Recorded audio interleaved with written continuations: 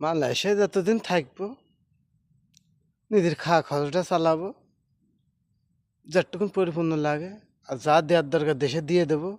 দেশে তারার মতন তারা যাতে না করে নিয়ে পরবর্তীতে আমার ইয়ে করে, সেখান তো আমি খাটতে পারবো না, কিছুই করতে পারবো না। সেটা আর কোনো আর আমার দরকার নেই, সেখান বলতে তো পারবে না।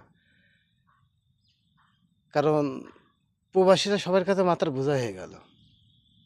তো এই মালয়েশিয়ায় থাকবো, কাজ করব, খাবো দাবো, যতটুকুন ইয়ে করা দরকার করবো। আর এই আমার দালাল জহুরুল আর বিউটির, ওই জহুরুল বোর বিউটির ফল্লা করে দেবো অনলাইনের ভিতরে, টিকটক করে বেড়াবো, মানুষের বিনোদন দিয়ে বেড়াবো।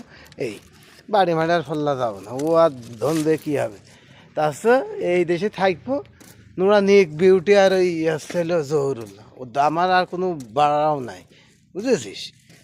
যা হয় যায় যাক, আর দরকার নেই। এই বিউটি আর জহুরুল আমার এই